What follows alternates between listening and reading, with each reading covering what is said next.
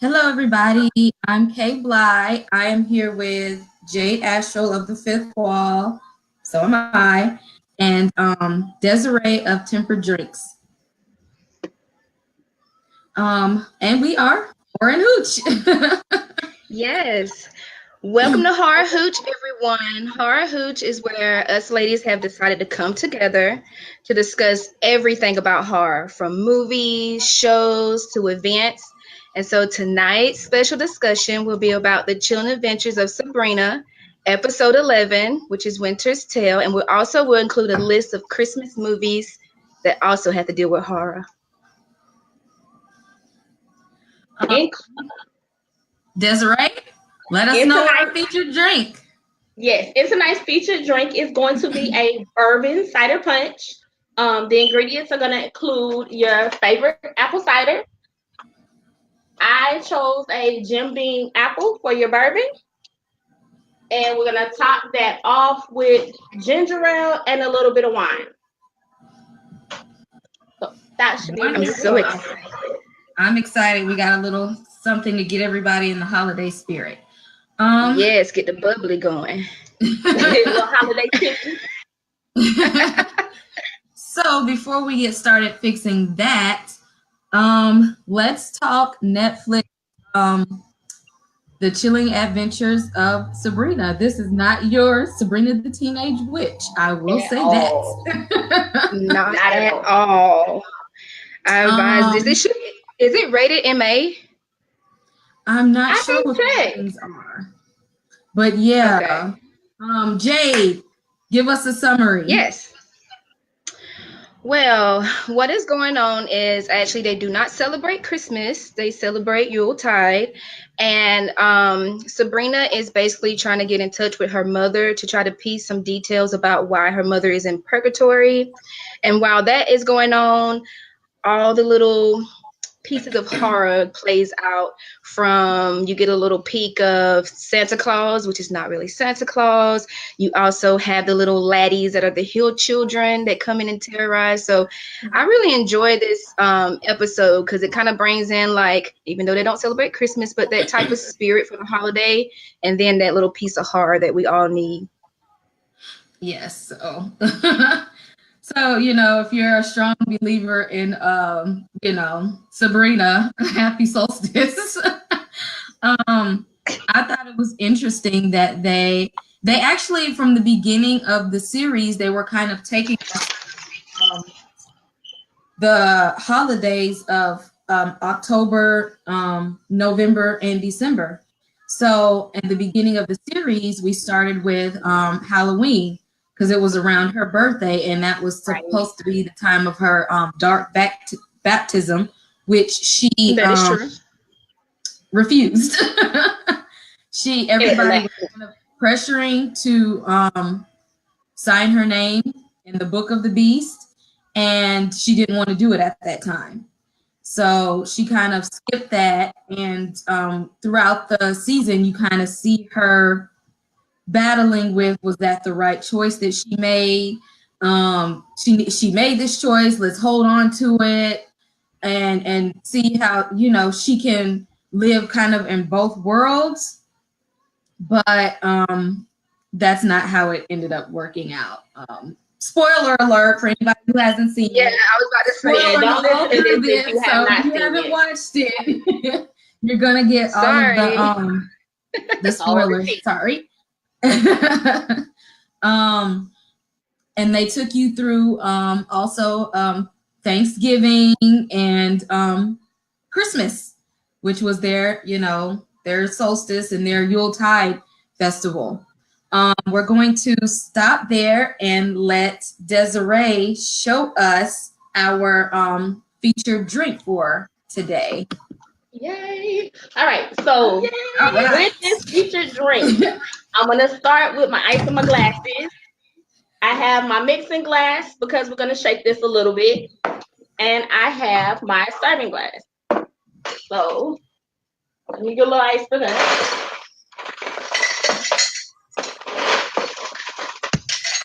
All right, getting the ice going.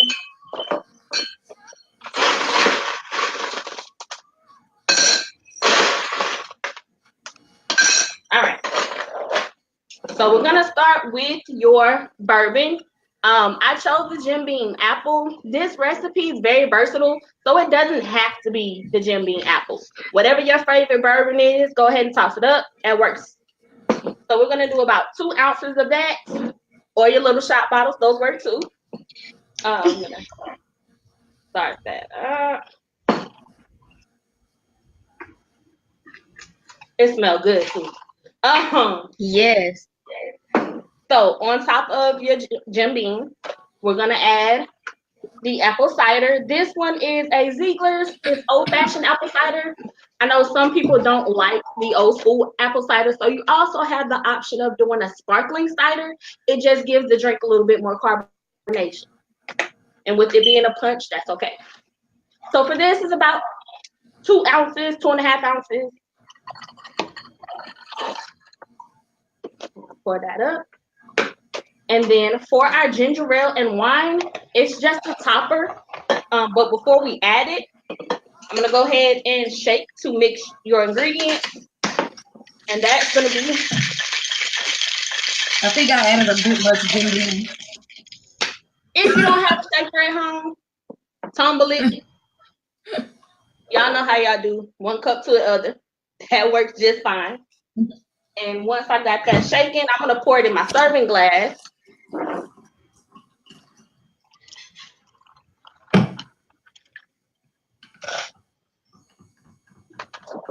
And then we top it with just a splash of your ginger ale and a splash of your wine.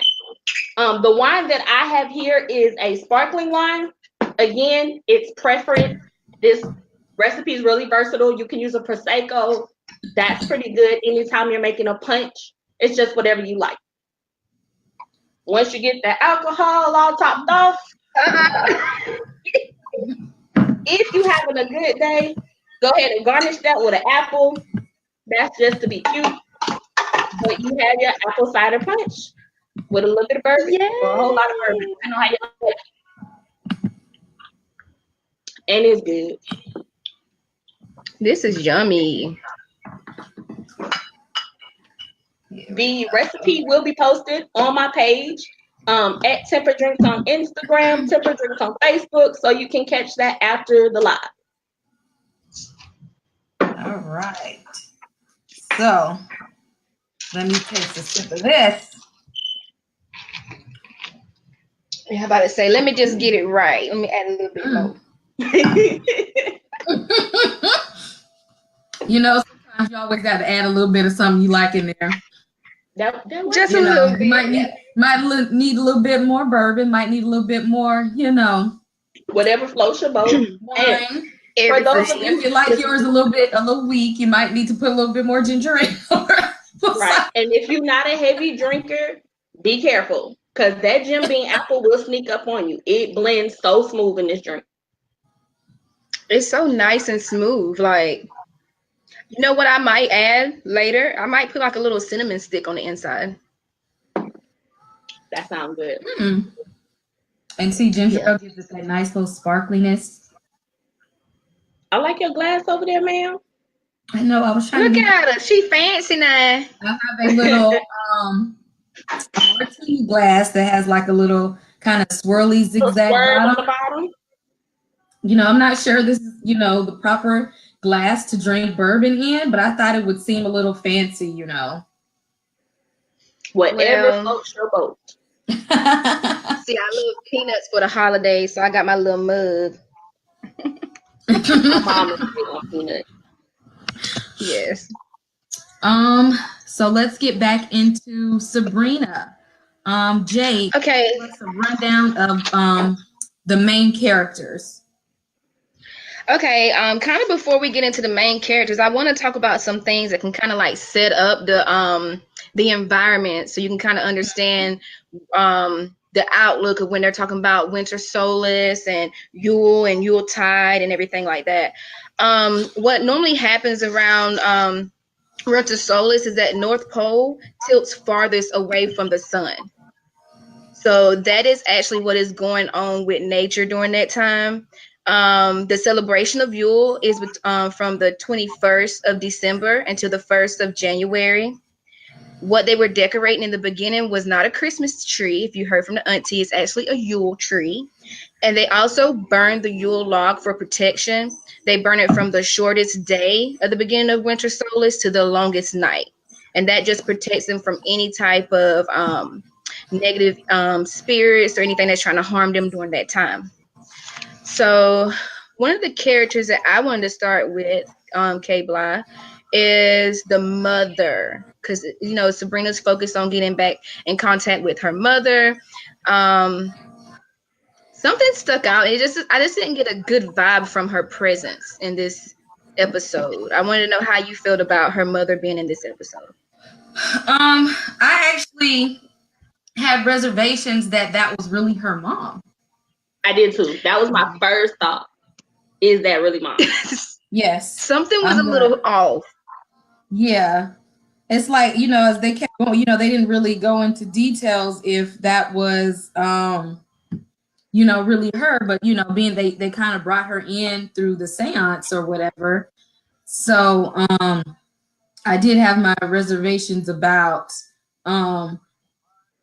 if that was really her. And especially since, you know, they kind of were talking about how the mom and one of her aunts, Aunt Zelda, didn't really get along, who was also a main character of Sabrina and one of Sabrina's caretakers. Her and Sabrina's mom didn't really have a good relationship because Sabrina's mom was leaning towards more Sabrina, you know, being a regular human, having a regular life, being Christian, and Zelda was very much into her worship of, you know, Satanism, and just like, you know, her brother, which is Sabrina's dad, and that's like, this is where she needs to be, this is how it's gonna be. And so her and the mom clashed. So when the mom showed up, I thought it would be a little bit more tension, you know. So that kind of thing, like, is it really her? I think another thing. My bad. With me, it was more of like when you do a seance, and you see in every horror movie, they do a seance, they call somebody, and it's always a bad spirit, always acting like, oh yeah, it's me, I'm who you're looking for. So with it being so dark anyway as a series, that was definitely true. Yeah. Another thing too that stuck out is the Yule log, you know. I can't think of her teacher's name, but she did the spell to put out the log so that the what are they called? The laddies, those children could come in and terrorize them, and evil spirits could come into the house. So, like you said, I agree with you, ladies. Like, who's to say that really was her mother? One thing that stood out to me when the mother was explaining like how she had those type of powers to help her out in the time of when, what's her name? What was the witch's name that came down? That's the mother of the laddies. Grilla. Oh Lord, I think it's Grilla. It was something like that. Something with a G. If I'm mistaken, I apologize about that. But how she had the powers to deceive her to believe that the teddy bear was the baby. One thing that she said was that she gained powers on her left side from Lucy. Lucy is Satan's daughter. So, like, yeah, that just, like, stuck out to me. Because it's like, I agree with you, ladies. Like, who's to say that really was her mother? Yeah, I wonder if they'll, you know, touch on that in a later episode. But they kind of like, you know, they rolled with it. So it's like it has to be to where, you know, we're going to kind of roll with, I guess it might be. So we don't got no choice. Let's see what else. Her cousin, my favorite. Yes. Ambrose. Gotta love Ambrose. He's so cute. Yes. He's I really like him because even when he thinks that Sabrina is totally wrong in her beliefs and what she's doing, he kind of, yeah, he'll have her back anyway in some shape, form, or fashion. Even if he'd be like, I don't know, I don't think you should do that, or let me tell you what the consequences could be. He'll always have her back anyway, and that's why I really did like her cousin. I liked her friend, Rosalind. Roz? Yes, that's Yes, my favorite. I think she grew a lot during the The season. first whole season, yeah. Yeah, like you saw her in one place at the beginning, and her character is really evolving, especially after her developing her, gift of the cunning. The cunning. Yes. And I like that she's embracing it. She's not like tossing it to the side. She's not throwing it away. She's not scared of it. She's actually like, I got this gift from, like my grandmother, and I've inherited this from, previous women in my family, and totally embraces it. Totally embraces it. Well, Kima, I agree with some of that, but there's one part in that episode of Winter's Tale where I wish that she would not have hesitated to tell Susie what she saw. Like, she tried to kind of get her and coerce her to come with her, but then she stopped. Like, once she said no, she left it alone. She didn't like let her know, like, hey, I don't get a good feeling, something's wrong. She just kind of left her friend. Like, she And I think didn't have faith in her gift. that's still part of her, to me, her growth, as in her kind of saying like I know I have this gift, but kind of like trying to explain that to other people is different, because she know that she felt something, but she doesn't. She kind of just maybe didn't really know how to let other people in on it. It's kind of hard to get people to believe in something that's like that bizarre. Yeah. Like, she knew Sabrina would kind of get it, because of course, she's a witch, but trying to explain that to other people, like, hey, I see things. It's kind of, and I see things, so I need you to do this. And it's kind of hard to explain, especially when she was in public. I still think that she probably should have somehow intervened there, but I see why she didn't, because especially like, Susie was at work, and it's like, how do you say, I think something weird is going to happen, and she's like happy in front of all of these people, and especially if Susie doesn't really understand her cunning like she does yet.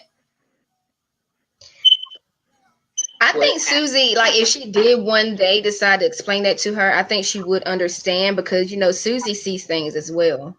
Like, she sees one of her ancestors from the past episodes. I don't know if you remember that. Yes. She was like like she helped the witches out in need. Mm-hmm. But that was kind of, it was kind of like Susie. It was kind of like she seen it like a ghost from her family's past. Yeah. And I truthfully don't even, I kind of question a lot of that too, because of Miss Wardwell. She kind of like made that happen.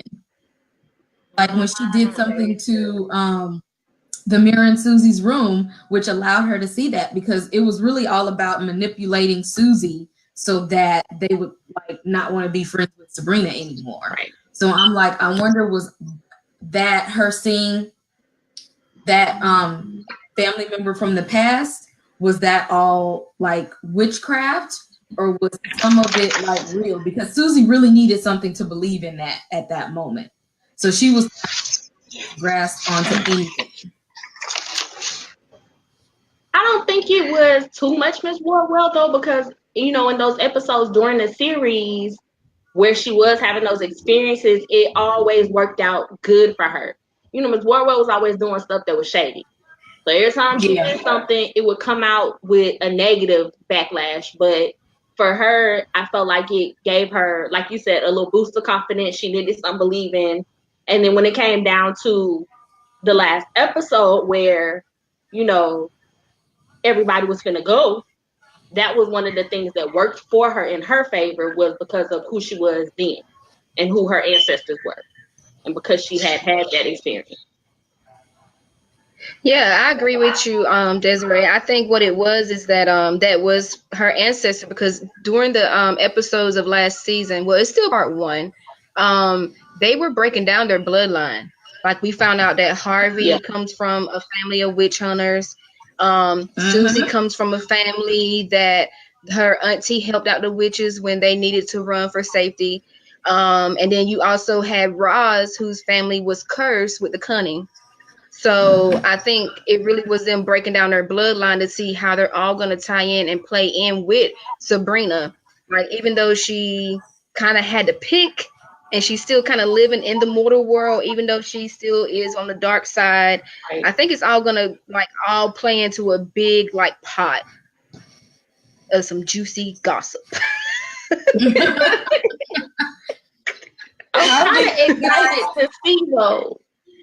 yeah, how do you guys think that Harvey is going to evolve in the next season, knowing that Sabrina is a witch and then knowing that his family is witch hunters? How do you think that Ooh, that's going child. to play into his kind of psyche and evolution into this new person, especially being that they're not together anymore? Okay, Cable, I'm gonna have to take a sip on this one before I say anything. First, we got to get Okay. him out of a mood. Woo! Like one thing that stuck out to me at the end of episode 11, even though Sabrina, in good intent, gave his father that eggnog, he looked her dead in the eye and said, "Do not work magic on me anymore. I Mm-hmm. do not like that." And the way he looked at her was kind of like, I think he's gonna fall into what he's destined to be. I think he's gonna be a witch hunter. He does not like Mm-hmm. magic at all. Yeah. So that's not how I feel about that. Even though she was trying to be there to help him out. But I guess in a way what she did, what happened with his brother, not that she really did anything. Yeah, that Well, turned him not sour. really her, but I guess he did pass away initially because of witches. The girls from the academy, but trying to resurrect him really just made things Word. so much worse. Yeah, I agree. And everybody told her not to do it. But see, I really think that he's looking at it the wrong way. She really did that because she saw how much he was hurting. She really did do that out of love. And it's sad that he couldn't see that he's not seeing it that way. It was a bad thing to do. It wasn't good at all. But I really think that she really, like, you see how she really worked overtime so that he could feel better.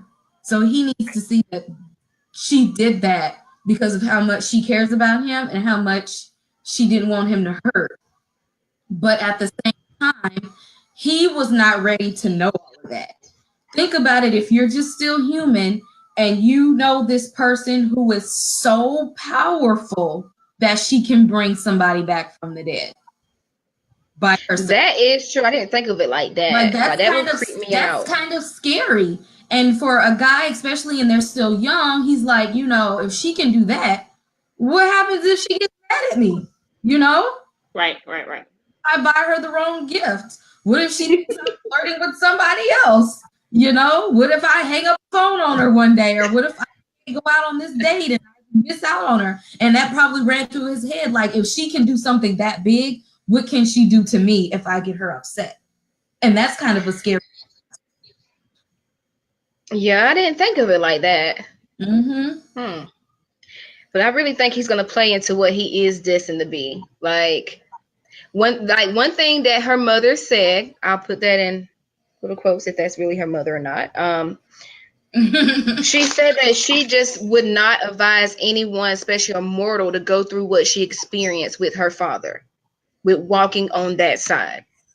Mm-hmm. So, and that was the advice that she was giving Sabrina when Sabrina asked about this boy that she cares about. Like, what should she do with this boy that she cares about? So that's her mother telling her right there that Leave him alone. Like, if you love him, leave him where he is. Don't have him go through what I went through. Right. Right. That's how I feel. And she's right. Like and she should have known from when the first time she kind of told him and he didn't take it well, that he wouldn't have been able to handle it. That's a lot. I mean, it's a lot for her. She's still dealing with it. You know, it was a lot for her to be able to be, you know, sign her name in the book. Like, you know, it's overwhelming for her. So think about somebody from the outside. That's a lot to ask somebody to deal with and still deal with you when it's a lot for you. It was a lot to ask your side boo to come help your boo. Cause you know, girl, I'm trying to figure out what's she going was on. working magic. She was working magic, boo. And he is waiting in the shadows, like He just say the is. word. It's But I don't nothing. know his intentions. I don't know. But he always come through for her too. He always got her back. Yeah, he did. Reason. But you never know, because you see how Miss Wardwell always had Sabrina's back, but her intentions were really malicious. Right. Like, I'm gonna do whatever she want me to do. I'm gonna ride for her. I'm gonna be there for her. But I'm doing this because I have a position to earn. I have. Yeah, I'm trying to maintain. So you bringing never her know. up. Yeah. I got a question for you, ladies. What do you think that gingerbread house and the people around it represented? Like, I was kind of like puzzled by that. Like, I know she was doing spells, but was that the Spellman house, or was that like certain people, or like what did y'all get from that? Because they didn't really touch on that and go back to that. Yeah, it was just like a quick glimpse. Interesting person. She is very interesting. I'm always trying to figure her out. She could have so Why many. would Sabrina go back? Like, if she knows a woman's crooked and she's only working with her for gain, why did she go back to her for advice? Even if she know that she could have been the only person to gain that information from, why take the risk? Probably because whatever Sabrina's gonna do, Miss Wardwell's gonna do it. Like, if she say I need help here, she's like, cool. Can you let me borrow this? Yep. Can you come help me do this? Okay. You know, she's not going. She doesn't know. But she's not doing it for her benefit, because sometimes to keep people safe, you have to tell them no. And her aunts know that. Her aunts are firm believers in, you cannot do this. This is dangerous. I'm going to tell you no. Miss Wardwell, she ain't looking out for that girl, that kind of safety at all. She's like, if this backfires on her, oh well, I did my job. You know, right? Because she got an ulterior motive anyway. Yeah, yeah. Like, she wants things to crumble around Sabrina, because she thinks the more bad things happen in her human world, that will push her over to the dark side even more. Yeah. So I said all of her intents are malicious, but Sabrina, being young, she does not really realize that a yes man is not really a good friend. Not at all. Some people have to tell you the truth about things, which kind of brings me to Prudence, who kind of is like, Sabrina is the one who's always telling Prudence, like, no, this is not right. When Prudence's sisters are like her yes men, right, and will like agree with her, and whatever, you know, whatever she says goes. She's literally the ringleader of her and her adopted sisters. Like, whatever I say goes. Whatever I'm gonna do, y'all are gonna do it. And Sabrina has to be that person that's like, I'm not your yes man. I'm gonna tell you the truth. But she doesn't understand that same parallel with her aunts. When her aunts tell her no and not to do something, she thinks they're being mean, you know, or they won't let me do this. I kind of want to flip the table a little bit and discuss the Santa, Mr. Bartell. Who do you think he depicts in this episode? He's not just Santa, but who else do you got? I mean, you ladies feel as though he depicts from the Yuletide traditions. Just a little trivia question. Hmm. I didn't even think that deep into it. I know that's a good question for thought. So I'll give another hint. So in the Yuletide tradition, you do have Saint Nick that comes around early December to give those presents to the good little girls and boys. But then you also have someone that comes around who punishes the bad boys and girls, I'm not crazy. terrorize them. Yeah, that's what that means, girl. Not Krampus. Oh my gosh. Okay. Think about it. Like he had the whole like dress, like his makeup, everything. Like I believe they tied that right on in. The only question I have about that though is like, why Susie? Like Susie's not bad. She, you know. But Susie got a secret, and they make it seem like like she's bad because of her secret. True. One thing he said to her before, like when he had captured her or whatever, was he said, usually I go out to find the prettiest child to harvest, but that child came to me. So I feel as though, like, I ain't gonna lie, if I was Susie, that would have freaked me out. Like, I'm going to my dream job, Right. and my boss is trying to. She was so happy for that. Yes. But she did look like Elf on the Shelf. Because Susie's a little person. She's so cute. It's true. So I just kind of wanted to bring that up because I thought it was kind of cute how they tied that in, especially with talking about Yuletide and that tradition.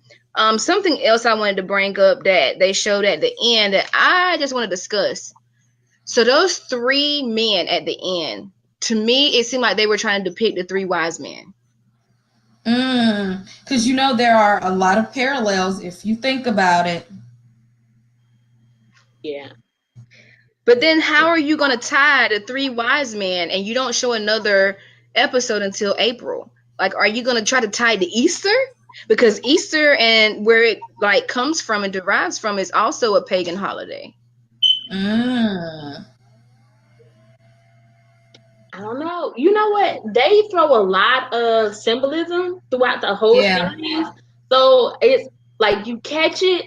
And sometimes I think they do it just to give you those Easter eggs and be like, oh, what does that mean? Yes. But then they might not backtrack on it. So.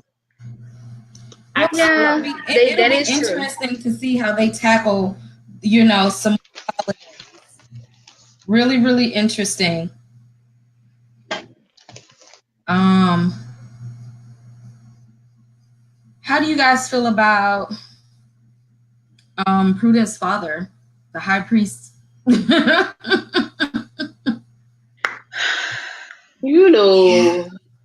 guy. I don't know if I can say this on the air, how I feel about him. Right. I was thinking, what's the right word? Well, I'm going to use my granny's words. I think he's a whore dog.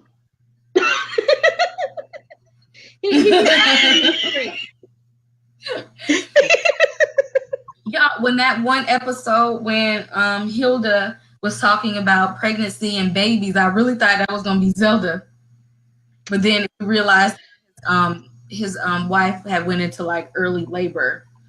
What is their theme? They was carrying on. You just never know. But she's the night mother of their daughter who she kidnapped. Yeah. Right. Baby Letitia. Yeah. I wonder, are they really going to give her away? She said she would, but I think they might fight to keep her there because that baby brings some joy into that auntie's life. That baby needs to stay place. She really does. She was very protective of her and loving of her. I feel like she wanted a second chance at things that she might have done wrong with Sabrina. I feel like she wanted to kind Yeah. of do over. Yeah, because she was kind of, it seems like she was kind of cold with Sabrina. Like, yes, she loved Sabrina, but she always gave her that tough love. Like, she didn't really give her that nurturing. Um, that's how I feel about that show. I agree with you. She's probably trying to like reconcile what she did not give to Sabrina and give it to baby Letitia. Mm-hmm. I want to say hey to Miss Thomas. I see you out there. Thank you for chiming into our podcast this evening. And I think, half the relationship strain was the fact that Zelda and mom didn't get along. Sabrina's half, human. And so I think a lot of that kind of tension was because of that. Because you see how she treated, like, the baby that she stole, which was in good reason, because which shows that even though she was sneaking around with the high priest, she still knew that deep down inside he's not a very good person, and she was afraid of what he would do with that baby when the mom didn't make it. But I also believe she's in love with him, right? Yeah, but it's like, how can you be when I don't know, and nice person? Like, he's not a good person. Like, why? Why would you sleep with him on this hand and then like, oh, he's going to do something bad to his baby, so let me go ahead and take it,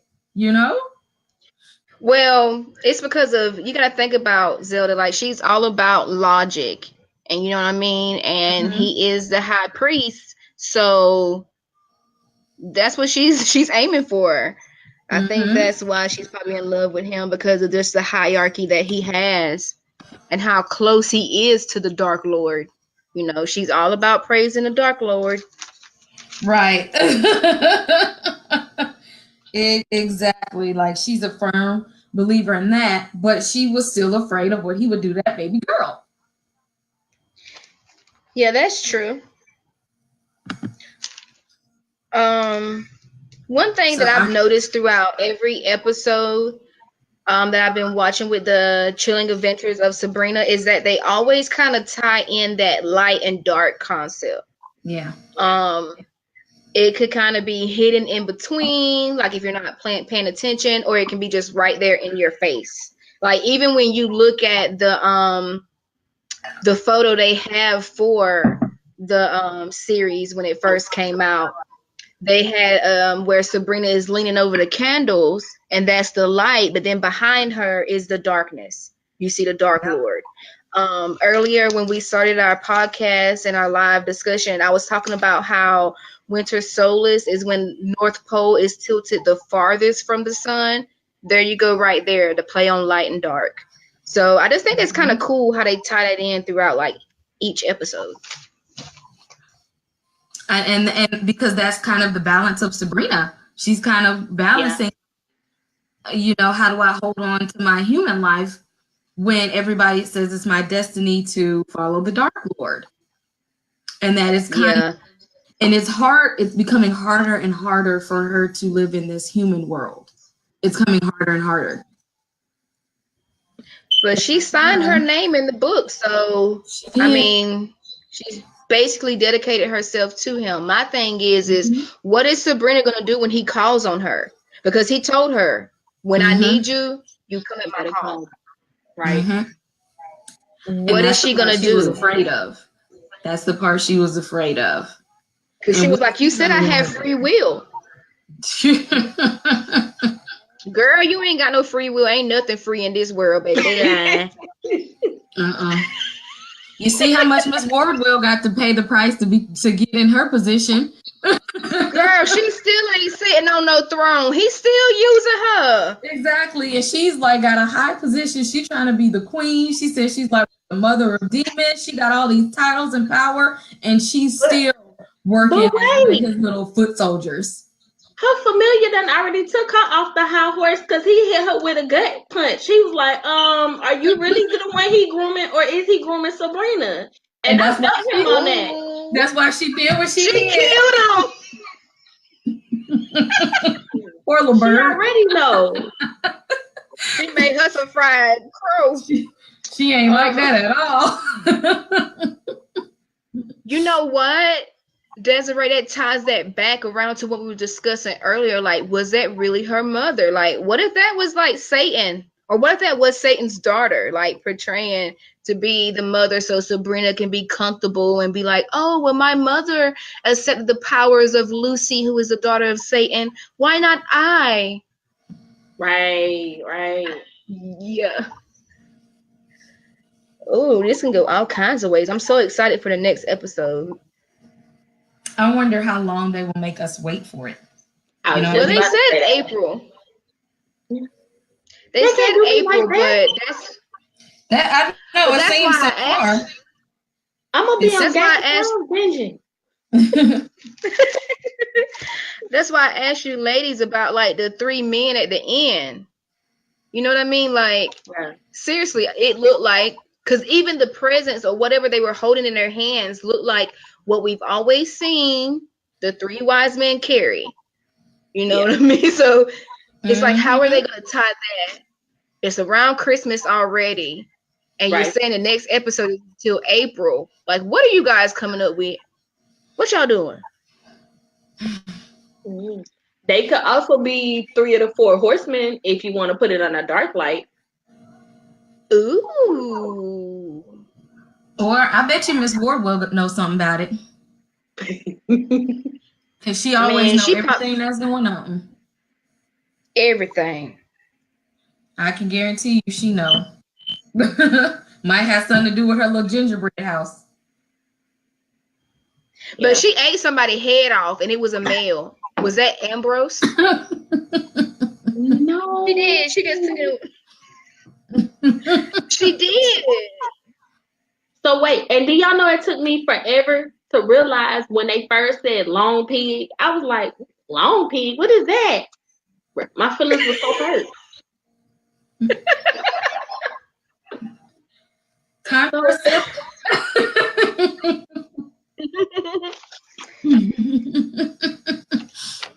Give me a sip on that. Yes, again, you guys, I really hope you guys fix this. The bourbon apple cider. Desiree, tell them one more time what ingredients you use to do this bourbon apple cider punch. So you will need your favorite apple cider, brand not specific. I used a Jim Beam apple bourbon. You can choose the bourbon of your choice, and you're gonna top it off with a ginger ale and a splash of wine. White wine, prosecco, sparkling wine, whatever your preference.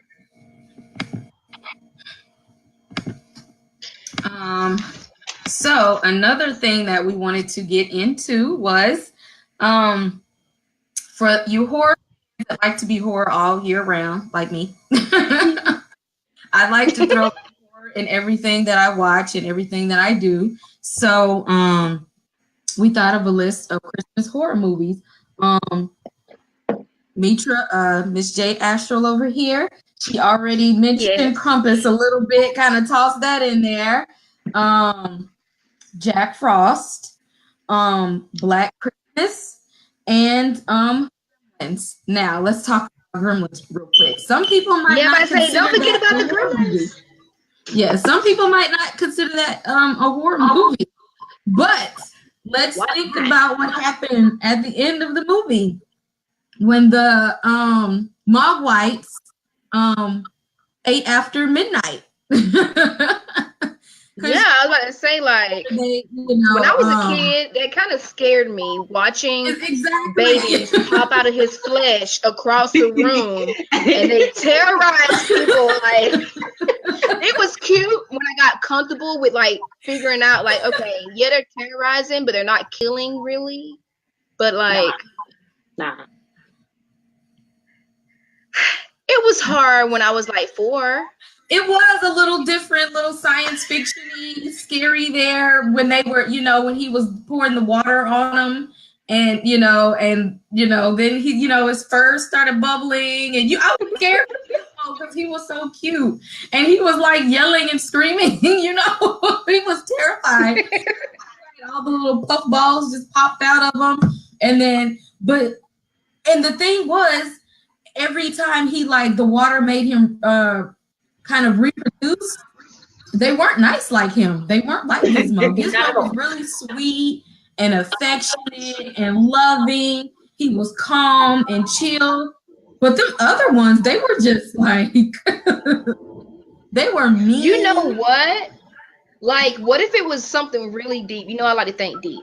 And you know, they have all these chemicals in the water, and they have all these like hormones and preservatives in the foods. Like, what if that's why they became so evil? Look, that's a sci-fi discussion for another day. The real meaning of what happens. I think it was a lesson to follow directions. And number one, Gizmo should have never been sold off to him anyway, because that the guy in the shop, he knew that they wasn't gonna do right. Yeah, it was gonna be a thing. So I really, I really felt bad that the boy got so attached to Gizmo, and Gizmo really did love him. But you know, his spawn they were some little evil things, and you see back so that they could eat at a later time. And then that's what made them turn into the little gremlins. And those things they were killing people on like Christmas. They were like going to people's houses and terrorizing them and stuff. And it's like that was the funny part. At the beginning of the movie is not what you get at the end. And that's why it has that little piece of horror, because there is some death in that movie. Right. With the funny part it is to me was when they pressed that button on that wheelchair ramp and made that person like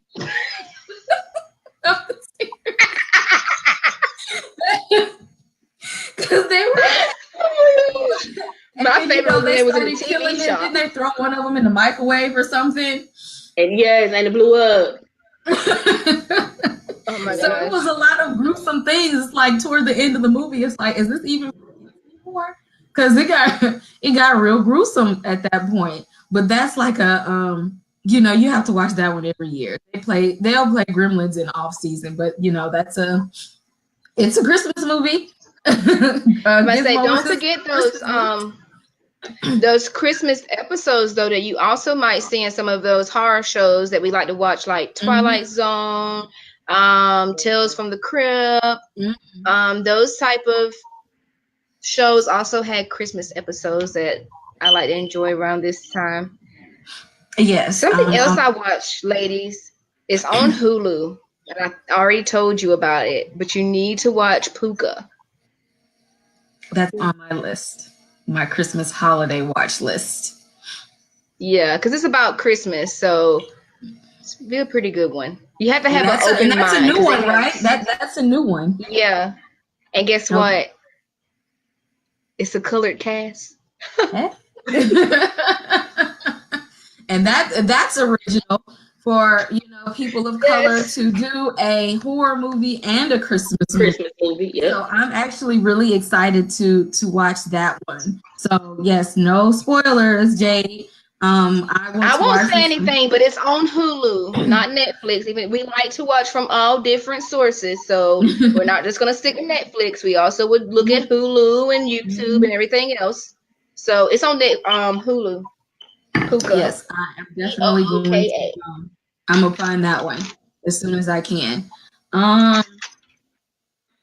As we wrap this up, everyone, I would like to shout out our audience, everybody who listened in and viewed this. Thank you guys. Also, a little fifth column update, which we will always do. We will use this platform as a way to, you know, kind of discuss things going on with the Fifth Walls horror series, the fifth column that is in the works. And Fifth Creative has signed on to film and produce the fifth column for us. So thank you guys for that. follow all of us on social media. You can follow The Fifth Wall on Facebook and Instagram. You can follow The Fifth Column on Facebook and Instagram. And you can follow Tempered Drinks on Instagram and Facebook. The podcast will be coming soon. Hopefully, by the time you guys are listening, this will be dropping as well. So just an early shout out. So if you guys get to listen, hey, we're speaking things into existence. Yes. Jade, give us some nice little holiday tidbits to take us in. Yes. Just to end off our live discussion and podcast, kind of want to get on a serious tip. The reason we're here to celebrate and enjoy our family, but we also know there are individuals that might be dealing with mental illness, depression, anxiety, PTSD, etc. Chime in on your family members, chime in on your friends. Even if you haven't heard from them in a while, just shoot them a message. Just let them know that you love them, you care about them. So that's one thing I just wanted to share with you all. I care for everyone, and I'm excited about the holiday. So hope you all have the spirit and the joy.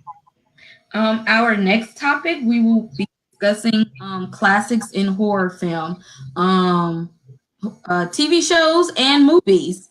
So catch up on your good old black and whites. People who have paved the way to get to where horror and movies and TV are now. We gotta take it back, and of course Desiree will bring us another wonderful featured drinks. You can, when you follow us on social media, you can get the featured drink, the topics, ingredients, and all of that ahead of time. So by the time we are discussing it and before you listen to the podcast, you will be ready. Happy holidays, everyone.